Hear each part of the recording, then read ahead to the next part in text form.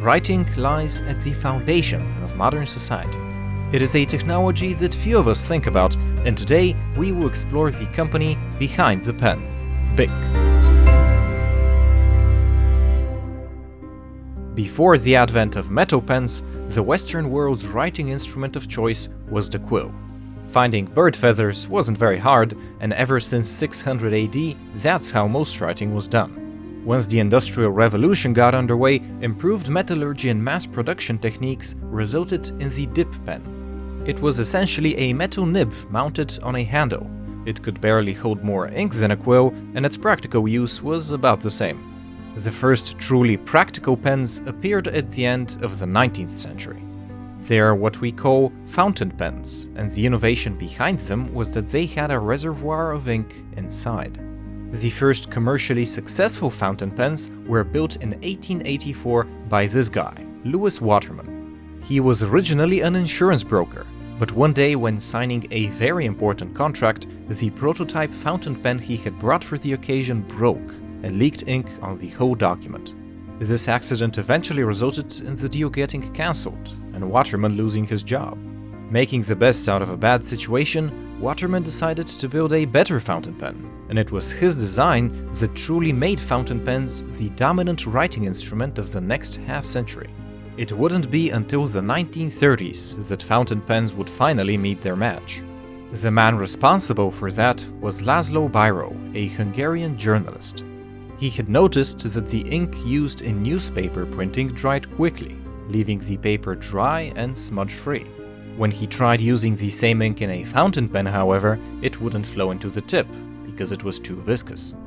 After 7 years of trial and error, Laszlo developed a new tip for his pen, consisting of a ball that could freely rotate in a socket. As the ball ran along the paper, it would siphon ink from an internal cartridge and spread it out evenly.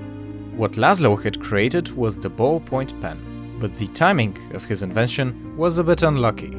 As a Hungarian Jew, Laszlo was well aware of what was happening in Germany, and so in 1938 he packed his bags and moved to Paris. While there, he got the lucky chance of meeting the president of Argentina, Agustín Pedro Justo. He was so impressed by the ballpoint pen that he told Laszlo to emigrate to Argentina, which of course he did, as he wanted to be as far away from Germany as possible. Once in Argentina, Laszlo set up a company for his pens, and by 1943 he was selling them to His Majesty's Royal Air Force in the UK. This first generation of ballpoint pens wasn't perfect, however. The metal case was prone to leaking and the ink would often clog. Most of Laszlo's non-government clients ended up returning their pens, which drove his company to the brink of bankruptcy. To keep his company afloat, Laszlo resorted to selling the rights to his pen in Europe and in the US. The man who bought the European rights to the ballpoint pen was a Frenchman, Baron Marcel Bich. He had entered the pen business in 1945, when he had bought a damaged factory on the outskirts of Paris and used it to start making fountain pens. Marcel fell in love with the ballpoint pen, and in 1950, when he heard that Laszlo was selling the patent, he threw $2 million at Laszlo to get it. With the patent in hand, Marcel used his considerable resources to acquire plastic and precision stainless steel technology from Switzerland. Now keep in mind, plastic was still a very new invention in the early 1950s, and it had only been commercialized a few years prior. The shaping machines Marcel bought were cutting edge for their time, capable of shaping metal down to 10 micrometers. The design of Marcel's pens was as simplistic as it was brilliant. The pen's barrel was shaped similarly to a pencil, making it very hard to roll off a table. And since it was made of transparent polystyrene, it was easy to see when you were running out of ink. What truly made Marcel's endeavor successful, however, was his understanding of economies of scale. You see, the pens that Laszlo sold were very expensive, and although they were vastly superior to fountain pens, it was very hard to justify spending the equivalent of 1 week's wage for one pen. Marcel, however, streamlined his production and bought everything in bulk, allowing him to sell his pens for a fraction of the cost, only 50 centimes, the equivalent of 18 cents in the US. Marcel's initial plan was to sell the pens under his family name, but once people told him how English speakers were pronouncing it, he decided to drop the H. Thus, in 1950 he established Société Bic and began flooding France with his trademark pen, which he called the Bic Cristal. Unsurprisingly, the pen was an instant hit, surpassing everything on the market both in terms of quality and price. Within 3 years, Marcel was selling 40 million pens annually. He could barely keep up with the rising demand, and so he started opening subsidiaries left and right. By 1954, he was operating across Western Europe, and just 2 years later his pens were also sold in South America and Africa.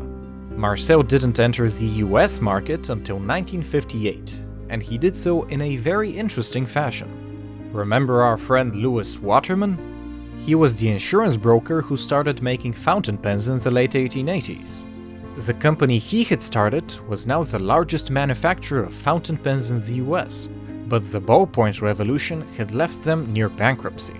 To gain a foothold in the States, Marcel offered to buy Waterman, and he did so for $1 million. He repurposed most of Waterman's factories to make ballpoint pens, and he kept the fountain pen division as a luxury brand, which is still around to this day, although as a separate entity. In 1961, French artist Raymond Savignac created the Bic Boy, which has remained a part of the company's logo ever since. That year, the company replaced their stainless steel ballpoints with much harder tungsten carbide, which they still use today. By the end of the 1960s, Bic pens were sold on every inhabited continent, and Marcel was looking for other products to add to his arsenal. In line with his philosophy, he needed something cheap and disposable that people would use every day. A pocket lighter turned out to be the perfect candidate. Much like with the ballpoint pen, Marcel's affordable lighter outperformed all available alternatives and was capable of producing 3,000 flames over its lifetime. Its release in 1973 was met with universal acclaim, and today lighter sales make up over 35% of the company's revenue. Just 2 years later, Marcel found another market he could conquer.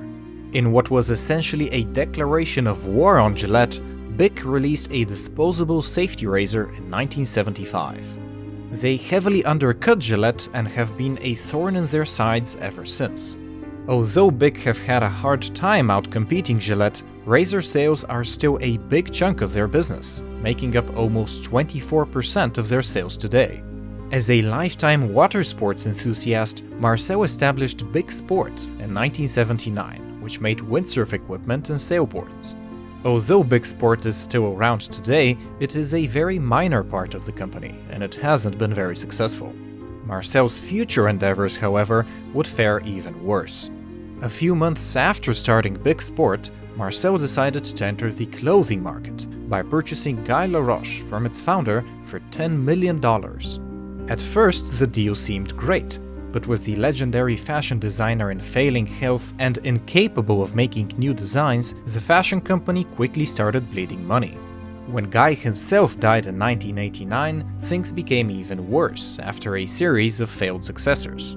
Marcel was also getting pretty old at that point and was starting to make mistakes, like when he tried to enter the perfume market in 1989 and failed so miserably that he scrapped the whole line of perfumes just 2 years later.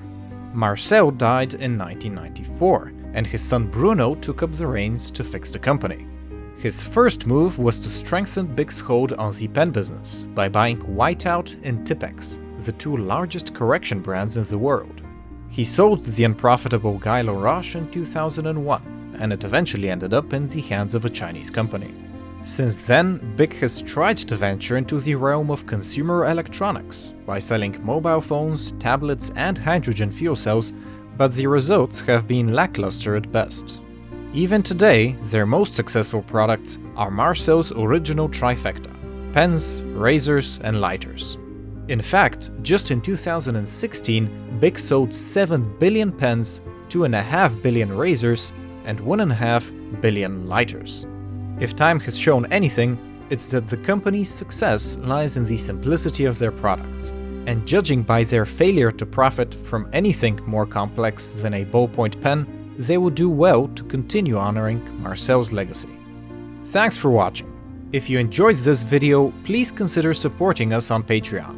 We spent more than we're willing to admit digging through scanned newspapers to find all of this stuff, so any help would be more than welcome. Feel free to subscribe for more, and to check out the full Behind the Business playlist for the interesting stories of other big companies. Once again, thanks a lot for watching, and as always, stay smart.